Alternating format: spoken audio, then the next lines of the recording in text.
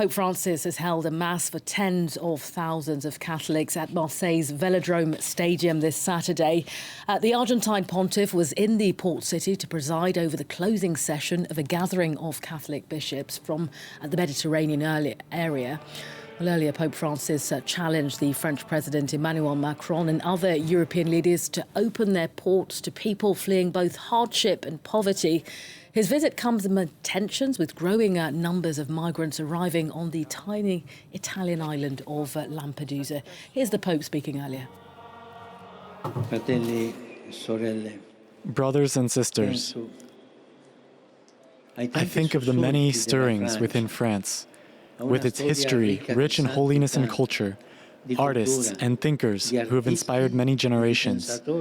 Today, too, our life and the life of the Church, France and Europe need this. The grace of a leap forward, a new leap in faith, charity and hope.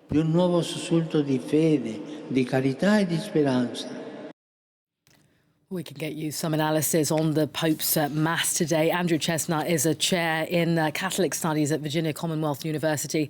Andrew, thanks very much for speaking to us this evening. One of the main messages from the Pope was that, Europe isn't facing a migration emergency as such, but rather a long-term reality that governments simply have to deal with in a humane way. Your thoughts on that? Well, yes, he's correct in that. The long-term solution obviously requires greater investment in Africa and the Middle East. He's coming from the Latin American context. Here in the United States, we have a parallel crisis with Mexican, Central American, and lately Venezuelan migrants crossing over too. So yeah, it's a global solution that requires investment in countries from the global South. So he's basically exhorting the European countries to invest in their neighbors to the south, and that's the only long-term solution here. A difficult dance, I should say, for the Argentine pontiff, if you will. He's not necessarily in agreement with leaders such as Emmanuel Macron, who was in attendance at today's Mass at the Velodrome Stadium.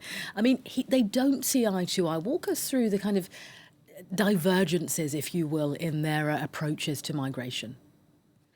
Well, yeah, Europe has been tilting to the political right lately, and centrist President Macron is under pressure with, upcoming elections to run a tighter ship on immigration. We have the example of neighboring Italy, which is talking about a naval blockade of Tunisia.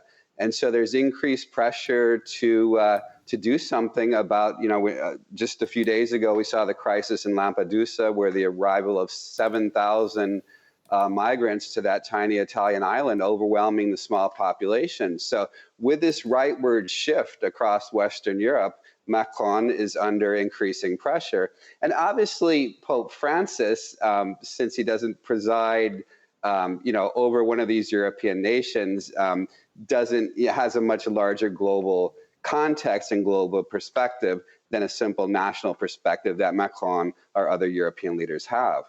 I don't know whether you will be aware of the debate where you are, but there's been a lot of talk about whether Emmanuel Macron, as a secular president, should ultimately have attended today's Mass. But then others saying, well, look, both are essentially heads of state. Why shouldn't he have been there? What's your take on that? Yeah, I've been following that debate as well, with criticism from the left for attending that. From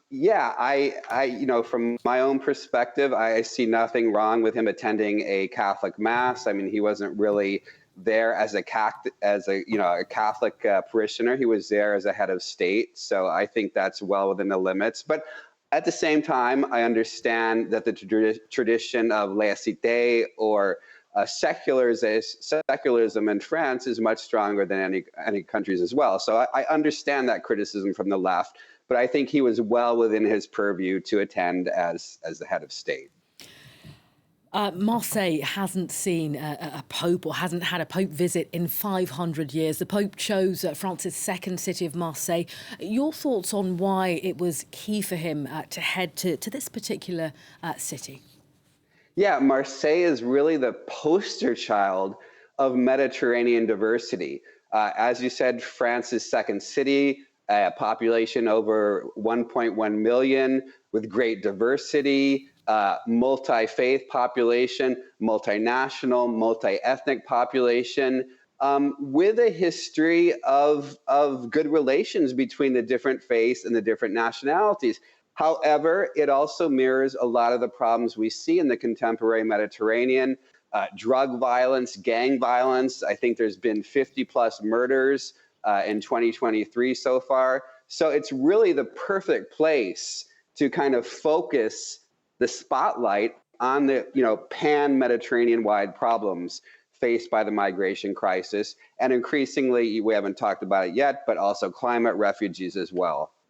I mean, a really quick question from you, Andrew, because we are running out of time. I just want to get your thoughts on the Pope's visit, how you felt it went. You know, you're a chair of Catholic studies. But when you see what the Pope's doing, his choice, his message, what do you make of it all?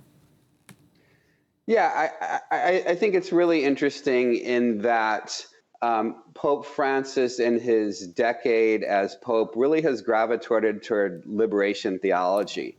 And these themes that we see highlighted today have really been the key themes during his papacy, such as the plight of migrants.